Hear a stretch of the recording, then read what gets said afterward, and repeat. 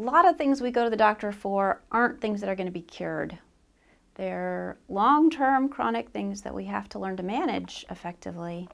And examples include things like diabetes or depression, obesity, chronic pain, a lot of things. Actually, most things that we go to doctors for end up being chronic conditions.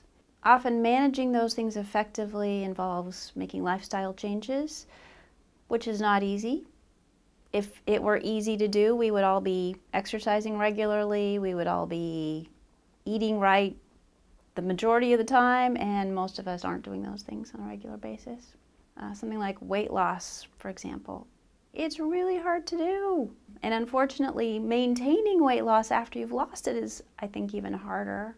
In the long run, making permanent changes in how people eat or what they eat is a lot more powerful than a diet that you do temporarily.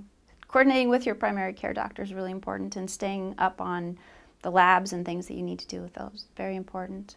I don't have magic for people, but I can help develop a plan that's reasonable, set reasonable goals for people, help them figure out how to implement it, and help problem solve the things that arise that get in the way of making changes.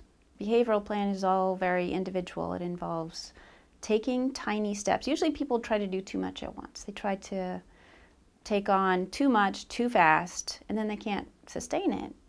So a small step that you can make and maintain is far more powerful than a major overhaul that you can only do for 2 weeks.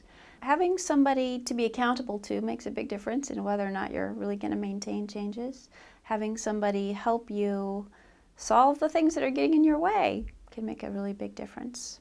I think it involves accepting yourself. It involves knowing your strengths and knowing your weaknesses and making peace with those things.